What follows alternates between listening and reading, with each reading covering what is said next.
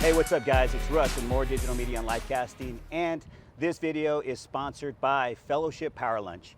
Fellowship Power Lunch holds inspiring monthly lunches in the hopes to build, empower, and strengthen relationships in the community. And if you feel like the four walls of your life are caving in, reach out to Fellowship Power Lunch and attend one of their events. I'm sure you'll really be glad you did. The irony is today is one of our guests. Our guest is the founder of Fellowship Power Lunch, LisaKay Gurney, and her featured guest at this year's Veterans Appreciation Luncheon, Brian Fleming. Brian Fleming is a Purple Heart recipient, suicide bombing survivor, and a resilient speaker. You know, Brian, all of that is a lot. I mean, you know, when you think about it, when I was thinking about putting this together and what questions I was going to ask you, we could be here forever talking about every single one of those things. And, and you know, there was this explosion, and things went how they did. You know, there you go. I went to Afghanistan and had a blast. You know, yeah. There you go. And you know, and that's the thing. Right now, it's going to be a lot to unpackage, and we don't have, you know, we'll be here all day. And I'm interested in even going deeper with this conversation, so just know that. And I just want to let you know that. So right now, I want to start off with the first question. Why do you feel compelled to share your testimony and to the veterans at this particular event? You know, I never intended to share anything. I was in the hospital, and I started getting invited by little local organizations, churches. They would ask me, hey, can you come talk? Can you just come share a little bit about what happened to you? And I realized that as I was talking to people, and I was still in burn bandages, by the way, like I wasn't out of the woods. I was still going through my thing. Wow. But people would ask me to come talk, share what happened, but also knew that it wasn't about my story. It was about the lessons I learned and how it relates to your story and to your story and how what I learned through it, maybe it can help you win your own battle. I started finding out that was exactly what was happening. And eventually I had people saying things like, hey, I tried to kill myself, but I failed. If you can get through your battle, if you can survive your thing, I think I can get through mine. And I realized that there was a lot of meaning that I was finding in my suffering because of that. I found that I wasn't meaning to give anyone hope, but I mean, if I can go through this whole bad, horrible thing, this explosion from a suicide bomber who tried to kill me and being horribly injured, if that can do good in someone else's life, that's a pursuit worth going after. Okay. Wow, man, that's pretty deep, and you kind of pulled at a string in my heart too. You know, that's exactly the definition of Fellowship Power Lunch, is in strengthening people's lives by realizing that they're not going through something on their own. Yeah. There are people out there. That's amazing. Yeah. Okay, so you know, I was doing some research on you, getting to know you, trying to figure out. This is our first time meeting each other, and one of the things, you know, a lot of veterans they have so much respect and admiration for Vietnam veterans. And one of your videos, you talked about a Vietnam veteran that's I think his name is Dave.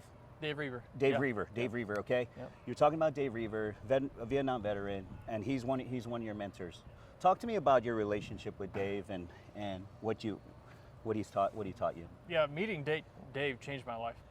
That was the turning point. I was still a patient at the hospital, and he came through and he spoke to me and about 20 other guys who'd been blown up and shot up, burned up, and he was telling his story, just doing his thing. He's one of the funniest guys you'll ever meet, so you can't really talk about extreme pain without making you laugh hysterically. And so we're just cutting up in there, all of us, you know, as he would say, you know, people are laughing what's left of their faces off, you know, because he's burned in the face. And he's talking about taking his ear off and playing the piano by ear because he has a fake ear, because he got blown off in Vietnam by a phosphorus grenade, you know, and he's doing all this. And I met him afterwards, and we just sort of hit it off. Yeah. And basically what happened from that point forward is he basically said, Brian, if you're willing, I'll show you how to do something amazing with all of this. And you know, I was an infantry guy. I was getting out of the military. I was injured. I couldn't stand. And I thought, well, I have nothing to lose. Let's see what can happen. And I'm not responsible for him and I meeting. I didn't do that. I'll take credit for my efforts, but I can't take credit for so many things in my life that have happened, because he mentored me personally through a lot of my after my post-war issues, but he also mentored me in speaking and how to use my story in an effective way to help other people. That's what he'd been doing for the past 35 years at the time I'd met him. Yeah. Yeah. Wow. Everything changed when I met him. Wow, that's amazing, man. Like, he just got you out, you know. And that, you know, the irony behind that is, you know, there's a conflict that goes on, right? You go to combat and you want to sometimes isolate, right? And you went through that door and started helping change people's lives. You know what really drew me to him? I think we had that common bond. I didn't even know this. This was probably subconscious at the time. I personally connected with him because he was injured in a war and so was I. Yeah. We were both burned. We actually were both hospitalized at Brooke Army Medical Center in San Antonio. Yeah. Just, you know, different decades, obviously. But I connected personally with him. We understood each other. But I also saw a guy who was in my shoes. He was in my shoes, but he didn't stay there. Yeah. And I thought, if anybody can show me how to get out of this, it's him. And boy, he made such a difference. Never charged me a nickel. He said, Brian, I'll never charge you a nickel. Just do something someday when it's in your power to do for someone else what I'm doing for you. Do it. Yeah. And I've done it about a dozen times at this point. And boy, what an honor. You know, yeah, I was looking at your research. I was researching you like I told you, and I saw that you have such a, you've been going on the elevator, you were telling me you've been going since when? I got out of the military in 2007. In fact, it was tomorrow in 2007 was my last official day on active duty, Veterans Day. Oh, wow. And so I went straight from the military into working with Dave. Yeah. I mean, smooth transition right out.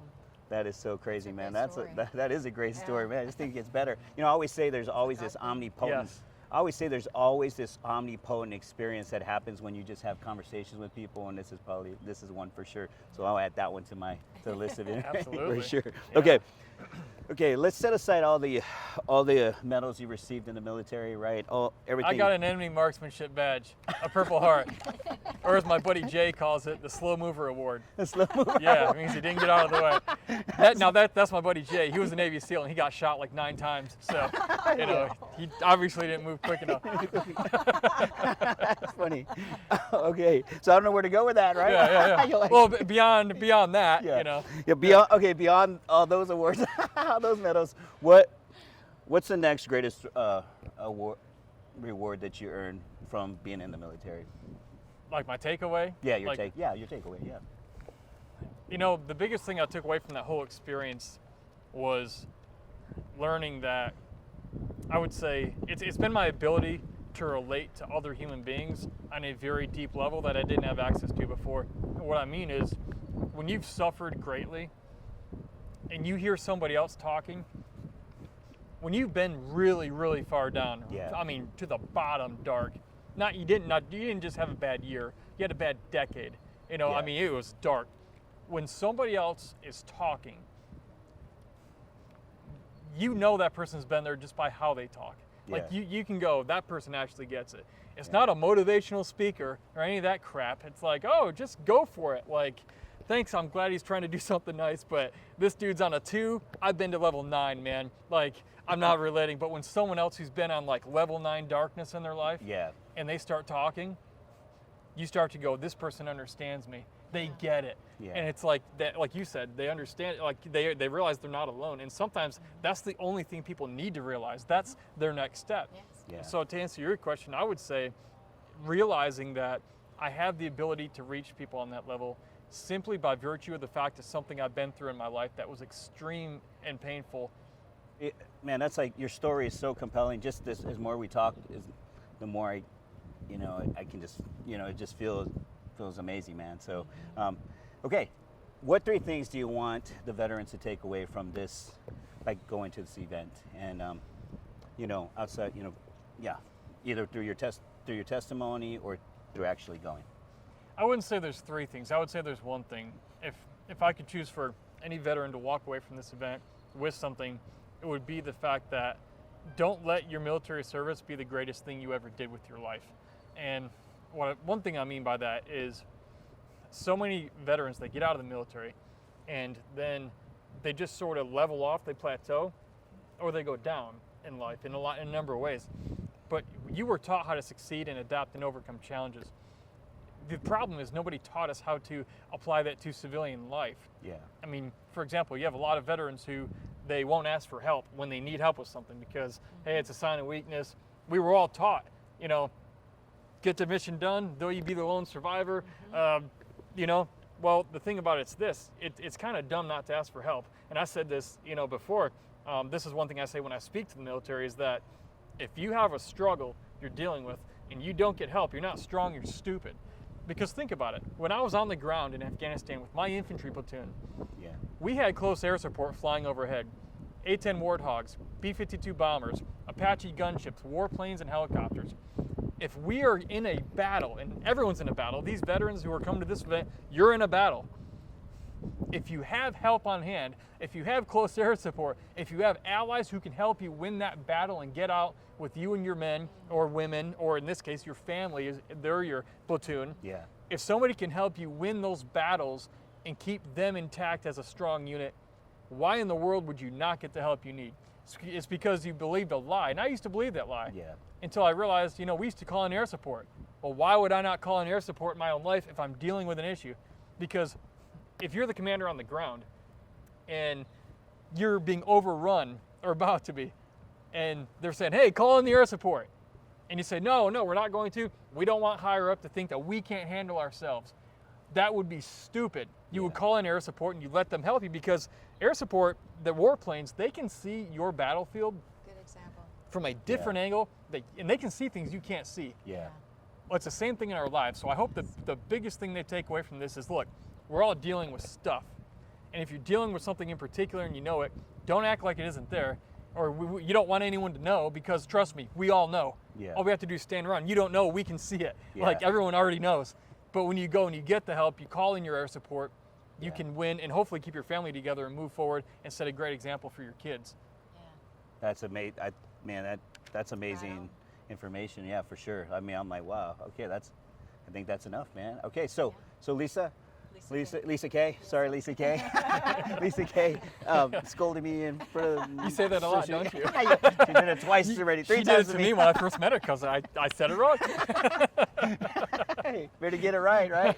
Okay, let's see. LisaKay, what do you have to add to why everyone should come, why veterans should come, and in Brian's testimony and his story? Well, Fellowship Power Lunch is about life testimonies and sharing them so that we can connect in better ways and know that we've got the support that we need. Veterans Appreciation is celebrating our veterans even after Veterans Day, and that's huge to me. And bringing out, for me, with Fellowship and a few other nonprofit organizations, it's bringing more awareness to our communities about our veterans and how we can support them, involve them, and make it ongoing is what I want. But this is a celebration for our veterans and our veterans' spouses. So I would say, please, we want to fill that room up with as many veterans and their spouses as possible.